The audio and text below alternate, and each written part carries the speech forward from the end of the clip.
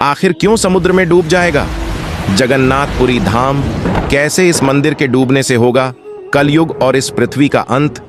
आखिर क्यों नहीं बनती है जगन्नाथपुरी मंदिर की परछाई? इस मंदिर पर लगा झंडा आखिर कैसे हवा की उलटी दिशा में लहरता है? आखिर कैसे मंदिर के नीचे दबा है हीरे मोती जैसा अपार खजाना? ऐसे ना जाने सैकड़ों रहस्य का पता आज तक वैज्ञानिकों ने नहीं लगा पाया। दोस्तों, हमारा देश भारत जो रहस्यों से भरा देश है, इस देश की सभ्यता जितनी पुरानी है, लगभग उतनी ही पुरानी यहाँ के मंदिर है। हजारों सालों से अपनी जगह पर खड़े मंदिर कई राज अपने अंदर छुपाए बैठे हैं। भारत में मौजूद कोई भी मंदिर ऐसा नहीं है जिससे जुड़ा कोई रहस्य वैज्ञानिक हो या फिर आम आदमी के चर्चा का विषय ना हो। दोस्तों, आज हम आप लोगों को कैसे ही मंदिर के रहस्य के बारे में बताने वाले, जिसके बारे में जानकर आप लोग चौंक जाएंगे। दरअसल हिंदू धर्म में 4 धाम की यात्रा का बड़ा महत्व माना गया है। आज हम इन 4 धाम में से एक ओडिशा के समुद्र तट के किनारे बसे पुरी में मौजूद जगन्नाथ मंदिर से जुड़े रहस्य के बारे में बताने जा रहे हैं। ये मंदिर भगवान विष्णु के अवतार श्री कृष्ण को समर्पित है। हर साल यहाँ लाखों श्रद्धालुओं का जमावड़ा लगता है। 800 साल से भी ज्यादा पुरानी इस पवित्र मंदिर के दर्शन करने के लिए देश विदेश से लोग आते हैं। आज हम आपको इस मंदिर से जुड़े ऐसे रोचक रहस्यों की जानकारी देने जा रहे हैं जिनकी सच्चाई के बारे में आज तक पता नहीं चल पाया है। आखिर क्यों मंदिर में नहीं सुनाई देती समुद्र के लहरों की आवाज? कहने को तो ये मंदिर समुद्र के किनारे पर बसा है, लेकिन मंदिर के अंदर समुद्र की लहरों की आवाज किसी को भी सुनाई नहीं देती है, जबकि समुद्र पास में ही है। लेकिन आप जैसे ही मंदिर से एक कदम बाहर निकलेंगे, वैसे ही समुद्र के लहरों की आवाज आपको सुनाई देने लगती है। वाकई किसी आश्चर्य से कम नहीं है दोस्तों। इस पवित्र मंदिर की हर जगह किसी न किसी रहस्य से जुड़ी हुई है। मंदिर में कभी नहीं होती प्रसाद की कमी। मंदिर में प्रतिदिन चाहे कितने ही श्रद्धालु दर्शन के लिए आए, मगर प्रसाद की मात्रा कभी घटती नहीं है। हर समय पूरे साल के लिए भंडार भरा रहता है।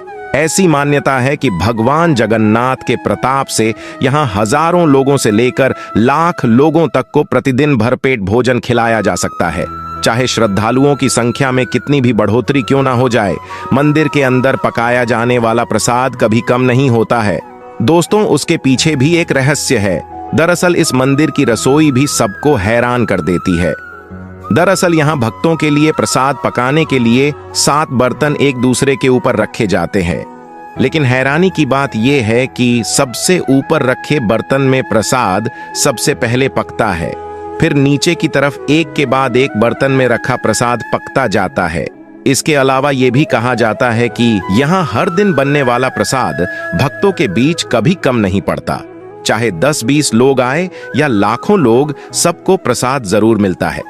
यहाँ की विशाल रसोई में भगवान जगन्नाथ को चढ़ने वाले महाप्रसाद को बनाने के लिए 500 रसोई लगे रहते हैं, जिनके लिए अलग से 300 सहयोगी काम करते हैं।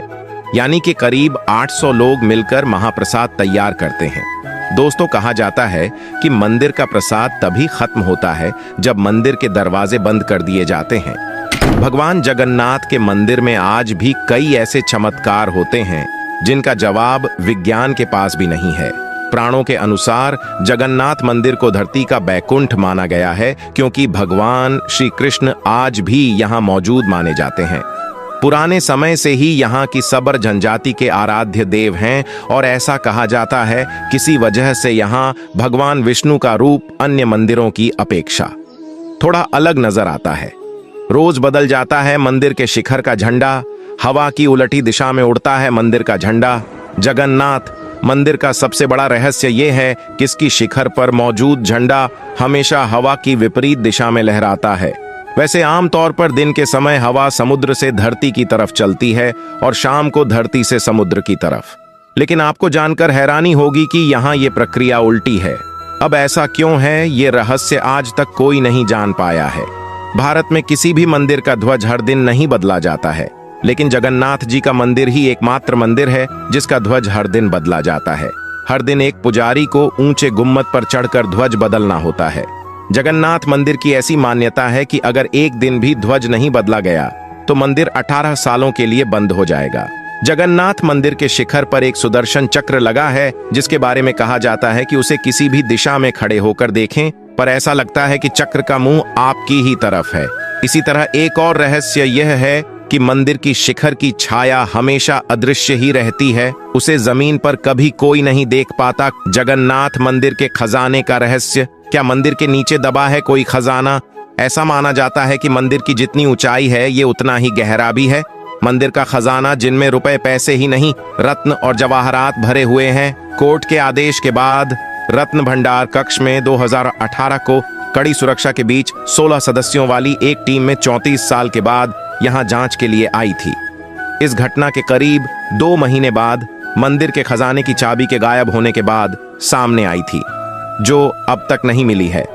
खजाना देखकर रोटी टीम ने रत्न भंडार के रक्षक लोकनाथ की मूर्ति के पास शपथ ली थी कि वे रत्न भंडार से जुड़ी कोई भी बात किसी को नहीं बताएंगे।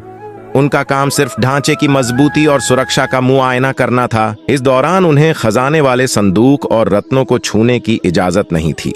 भगवान जगन्नाथ के खजाने की विशालता को लेकर भी अटकने लगाई जा रही है, क्योंकि इससे पहले 2011 में जगन्नाथपुरी के पास ही एमआर मठ से एक मजदूर एक चांदी का ईंट चुरा कर ले गया था और उसके बाद एक ऐसा रहस्य उजागर हुआ जिसे देखकर प्रशासन की आंखें भी चौंधी आ गई थीं। जांच में जब इस मठ के कमरे को खोला गया तो उसमें से 1 अरब से अधिक कीमत की चांदी की ईंटें मिली थीं और इसी वजह से अंदाजा लगाया जा रहा है कि मंदिर में खजाने का भंडार है। 7वीं सदी में हुआ था मंदिर का निर्माण। 3 बार टूट चुका है जगन्नाथ मंदिर। 1177 ईस्वी में अनंग भीमदेव ने दोबारा बनवाया था। मंदिर दरअसल ये पूरा मंदिर ही रहस्यों से घिरा हुआ है। इसके बनने के पीछे भी एक रहस्य जुड़ा हुआ है। कहा जाता है कि राजा इंद्रदेवमन मालवा का राजा था। राजा इंद्रदेवमन को सपने में जगन्नाथ के दर्शन हुए थे। सपने में ही भगवान विष्णु ने उनसे कहा था कि नीलांचल पर्वत की एक गुफा में मेरी एक मूर्ति है, उसे नील माधव कहते हैं। तुम एक मंदिर बनवाकर उसमें मेरी ये मूर्ति स्थापित करवा दो। राजा ने अपने सेब को नीलांचल पर्वत की खोज में भेजा, लेकिन नील माधव की पूजा सब्र कबीले के लोग करते थे। राजा के सेवक ने वहां से मूर्ति चुरा ली थी और राजा को लाकर दे दी थी, लेकिन मूर्ति की चोरी होने से भगवान नील माधव बहुत दुखी थे, इसलिए वो वापस उसी गुफा में चले गए, लेकिन राजा से वादा करके गए कि वो एक दिन उनके पास जरूर लौटेंगे, बशर्ते कि वो एक दिन उनके लिए विशाल मंदिर बनवा दे। राजा ने मंदिर बनवा दिया और भगवान विष्णु से मंदिर में विराजमान होने के लिए कहा। तब भगवान ने कहा कि तुम मेरी मूर्ति बनाने के लिए समुद्र में तैर रहा पेड़ का बड़ा टुकड़ा उठाकर लाओ, जो द्वारिका से समुद्र में तैरकर पूरी आ रहा है। राजा किसी फूले स्पीड के टुकड़े को तो ढूंढ लिया, लेकिन सब लोग मिलकर भी उस पेड़ को नहीं उठा पाए। तब राजा को समझ आ गया कि नील माधव के अन्य भक्त सब्बर कबीर के मुखिया विश्व की ही सहायता लेनी पड़ेगी। सब उस वक्त हैरान रह गए जब विश्व भारी भरकम लकड़ी को उठाकर मंदिर तक ले आए। अब बारी थी लकड़ी से भगवान की मूर्ति गढ़ने की। राजा के कारीगरों ने लाखों कोशिश कर ली, लेकिन कोई भी लकड़ी में एक छैनी तक नहीं लगा सका। तब तीनों लोग के कुशल कारीगर भगवान विश्वकर्मा एक बूढ़े व्यक्ति का रूप धारण करके आए। उन्होंने राजा को कहा कि वे नील माधव की मूर्ति बना सकते हैं, लेकिन साथ ही उन्होंने अपनी शर्त भी रखी कि वे 21 दिन में मूर्ति बनाएंगे और अकेले में बनाएंगे। उनकी शर्त मान ली गई, लेकिन एक दिन राजा इंद्रद्युमन की रानी खुद को रोक नहीं पाई और रानी के कहने पर राजा ने कमरे का दरवाजा खोलने का आदेश दिया। जैसे ही कमरा खोला गया तो बूढ़ा व्यक्ति घायल था और उसमें 3 अधूरी मूर्तियां पड़ी हुई। भगवान नील माथा और उनके भाई के छोटे छोटे हाथ बने थे। दोस्तों, जगन्नाथपुरी धाम की ऐसी अद्भुत लीला जान के आपको कैसा लगा? कमेंट बॉक्स में जरूर बताएं। आगे भी ऐसे ही अद्भुत रहस्यमयी जानकारियां जानने के लिए वीडियो को लाइक करके हमारे चैनल को सब्सक्राइब कर लें। जगन्नाथपुरी धाम की जय।